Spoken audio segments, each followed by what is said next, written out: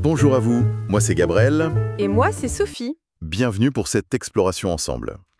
Aujourd'hui, on plonge dans un sujet majeur, la maladie d'Alzheimer. On s'appuie sur un dossier récent de Sciences et Avenir qui parle d'un renouveau de l'espoir. Oui, c'est vrai qu'après des années, des décennies même, de recherches parfois, disons, décevantes, on a l'impression que la lutte contre Alzheimer entre dans une nouvelle phase. C'est ça. On va regarder ensemble ce qui se passe avec les premiers traitements qui semblent, ralentir un peu la maladie, et aussi cette fameuse révolution des tests sanguins pour le diagnostic. Ok, notre but ici, c'est de décortiquer tout ça, comprendre ce qui change vraiment pour les patients, pour les familles, et puis voir où ça nous mène. Allez, on y va. Bon, pour commencer, un petit rappel rapide. Alzheimer dans le cerveau, c'est quoi? En gros, deux problèmes principaux. Les plaques amyloïdes dehors des neurones, et puis à l'intérieur, la protéine Tau qui s'accumule anormalement. Voilà, la dégénérescence neurofibrillaire.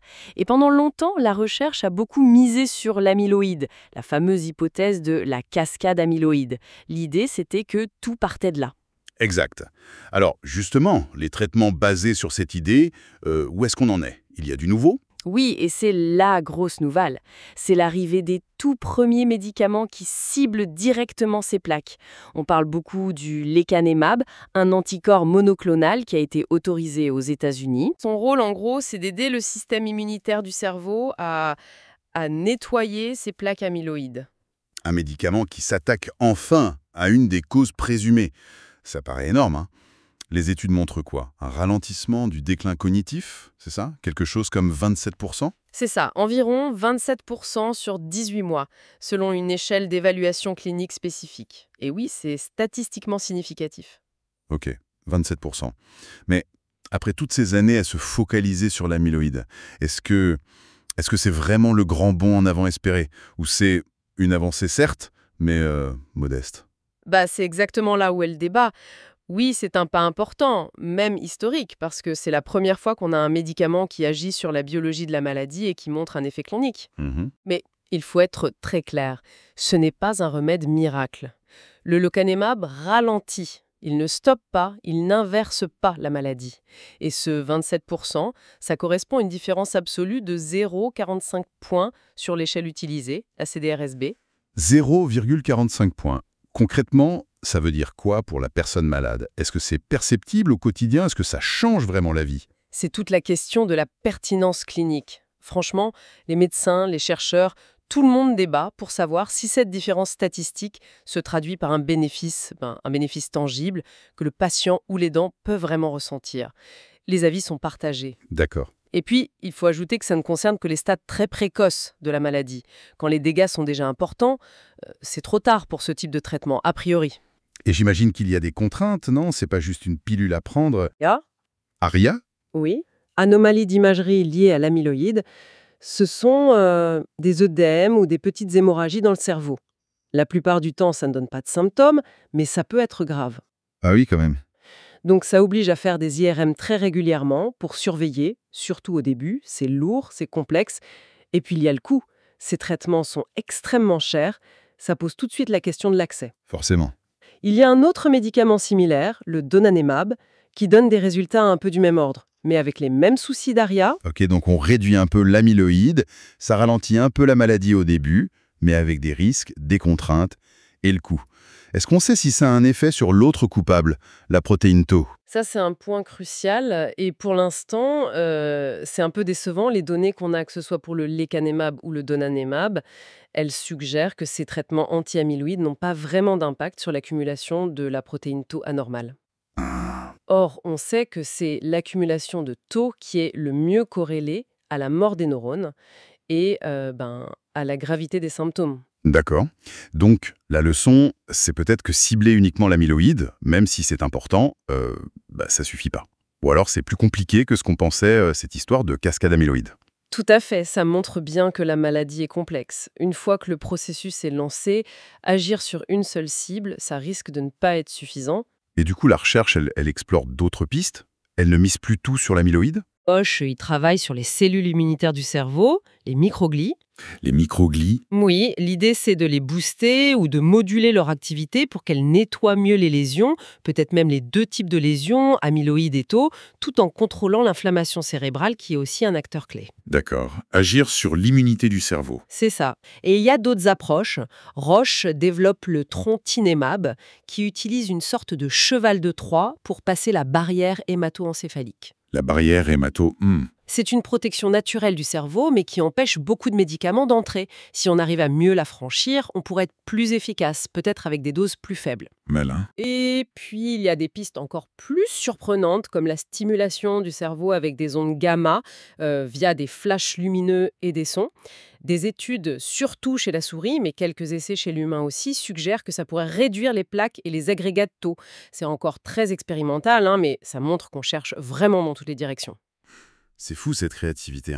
Mais revenons aux traitements comme le lecanemab. On a dit qu'ils marchaient mieux s'ils étaient donnés très tôt.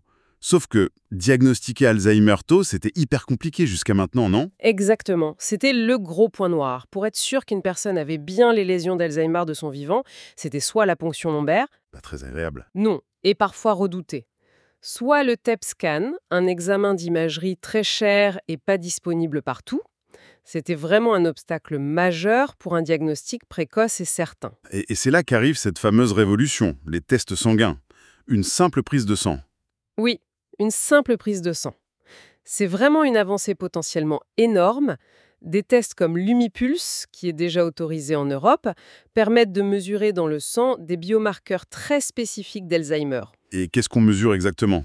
On peut regarder les peptides bêta-amyloïdes, mais le marqueur qui semble plus performant, c'est la protéine tau phosphorylée, la PTau, et notamment la PTau 217. On mesure son taux dans le sang, ou plutôt le ratio par rapport à la tau non phosphorylée.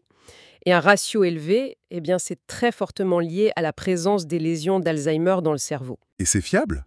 On peut vraiment se fier à ce résultat sanguin? Écoute, les performances sont assez bluffantes.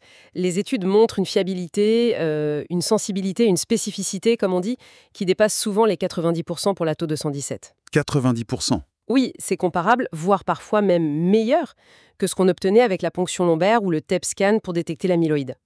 C'est incroyable. Une prise de sang fiable à plus de 90%. Mais alors ça change tout. On pourrait imaginer un dépistage pour tout le monde à partir d'un certain âge. Alors là, attention, c'est la grande question. Pour l'instant, les experts sont plutôt prudents. On voit surtout ces tests comme une aide au diagnostic pour les personnes qui ont déjà des symptômes, des troubles de la mémoire par exemple. Ah d'accord. Pour ces personnes, oui, ça va simplifier, accélérer et rendre moins cher le processus pour confirmer ou infirmer si c'est bien Alzheimer derrière les symptômes. Ça vient en complément de l'examen clinique, des tests neuropsy. Mais pas pour un dépistage généralisé. Pourquoi cette prudence si c'est fiable? Parce que détecter ces marqueurs chez quelqu'un qui va parfaitement bien, qui n'a aucun symptôme, ça soulève d'énormes questions éthiques et psychologiques. Qu'est-ce que ça veut dire exactement? Est-ce que la personne va forcément développer la maladie? Quand? Et surtout, qu'est-ce qu'on fait de cette information? Annoncer ça à quelqu'un en pleine santé alors qu'on n'a pas de traitement pour guérir ou même prévenir, à coup sûr, c'est très lourd. Au pouvoir forcément agir de manière radicale, ça change la perception de la maladie, comme le dit Maï Panchal dans le dossier, on passerait à une maladie chronique détectable très tôt. Comment on gère ça, collectivement? C'est vertigineux. C'est une réflexion absolument essentielle pour les années qui viennent. Bon, ok. Récapitulons un peu. On a des traitements nouveaux, plus ciblés, mais encore limités, avec des contraintes. On a une révolution diagnostique qui arrive avec les tests sanguins, mais le dossier insiste aussi beaucoup sur autre chose, la prévention. Qu'est-ce qu'on peut faire, nous, pour réduire les risques? L'hygiène de vie, ça pèse lourd. Ah oui, énormément. C'est peut-être même le message le plus fort du dossier et de beaucoup de recherches récentes. Les estimations, notamment celles de la commission Lancet sur la démence, disent que jusqu'à 40%, voire 45% des cas de démence pourraient être évités ou au moins retardés. 45%, c'est énorme. Oui, c'est considérable, presque un cas sur deux, si on agissait sur un ensemble de facteurs de risque qu'on peut modifier tout au long de la vie. C'est peut-être ça le chiffre clé à retenir. Et c'est quoi ces facteurs sur lesquels on peut agir? Il y en a une douzaine principaux. Ça va d'un faible niveau d'éducation dans la jeunesse à des choses sur lesquelles on peut agir plus tard. À l'âge mûr, disons, entre 20 et 60 ans, c'est crucial de corriger une perte d'audition, de bien contrôler sa tension artérielle, d'éviter l'obésité, de limiter l'alcool. L'audition, Tiens, c'est intéressant. Oui, de plus en plus de preuves montrent un lien. Il y a aussi éviter les traumatismes crâniens, réduire l'exposition à la pollution de l'air, ça c'est plus récent mais important, et bien sûr les classiques, hein. Arrêter de fumer, gérer une dépression, lutter contre l'isolement social, bouger et éviter le diabète de type 2. D'accord. Et après 60 ans, ces facteurs restent valables et on ajoute l'importance de bien corriger sa vue. La liste est longue, ça touche à tout. Est-ce qu'il y a des actions qui sont plus efficaces que d'autres? Des champions de la prévention? Oui, clairement. L'activité physique régulière, c'est vraiment un pilier. C'est bon pour les vaisseaux du cerveau, ça réduit l'inflammation, ça pourrait même aider à créer de nouveaux neurones. Bref, c'est très puissant. Bouger donc. Exactement. L'alimentation aussi, le fameux régime méditerranéen. Beaucoup de fruits, légumes, poissons, huile d'olive et moins de viande rouge, de sucre, d'aliments transformés. Ça revient tout le temps dans les études. Mhm. Et puis, garder des liens sociaux forts, stimuler son cerveau, apprendre, lire, jouer, bien dormir, pas de tabac et très peu d'alcool. En fait, c'est pas une recette magique, c'est un ensemble d'habitudes saines à adopter sur le long terme. Ce qui est frappant, c'est que ça ressemble beaucoup aux conseils pour éviter les maladies du cœur, le diabète. Mais tout à fait. C'est le fameux «ce qui est bon pour le cœur est bon pour le cerveau». Notre santé cérébrale est liée à notre santé globale. Prendre soin de soi de cette manière, c'est bon pour tout et ça réduit fortement le risque d'Alzheimer. Ça montre bien l'importance d'une approche de santé publique préventive. Très clair. Et pour l'avenir, à part cette prévention par le mode de vie, est-ce qu'il y a d'autres pistes? On a parlé de traitement, mais est-ce qu'on cherche aussi à prévenir autrement? Le dossier parle de vaccins. Oui, la piste vaccinale est explorée sérieusement. L'idéal, ce serait d'apprendre à notre système immunitaire à reconnaître et éliminer les protéines toxiques, l'amyloïde ou la tau, avant qu'elles ne fassent trop de dégâts. Un vaccin contre Alzheimer? C'est l'idée. Plusieurs sont en essai clinique chez l'humain. Par exemple, ACI 246-060 contre l'amyloïde ou ADVAX1 contre la protéine tau. Il faut rester prudent, hein, parce que des essais précédents ont eu des problèmes d'effets secondaires. Oui, je me souviens. Mais les nouveaux vaccins sont conçus différemment. On espère plus sûr. On attend les résultats. Ce serait une approche très séduisante, surtout en préventif chez les personnes à risque. On pourrait même imaginer un jour un vaccin pour tout le monde, comme pour la grippe. C'est un objectif, mais à très long terme. Et puis, il y a aussi des recherches sur les liens entre certaines infections, comme la réactivation du virus de la varicelle zona, et le risque d'Alzheimer. Si ça se confirme, la vaccination contre ces virus pourrait aussi jouer un rôle indirect dans la prévention. C'est complexe, tout ça est lié. Infection, inflammation, cerveau. Ok. Bon, si on essaie de résumer les points importants qu'on a tirés de ce dossier.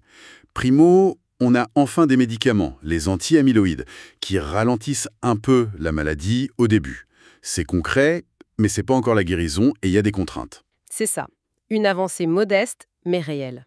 Secondo, la révolution des tests sanguins. Ça va changer le diagnostic précoce, c'est sûr, mais ça pose plein de nouvelles questions. Tout à fait. Une révolution diagnostique, mais aussi sociétale. Et tertio, le message hyper important sur la prévention.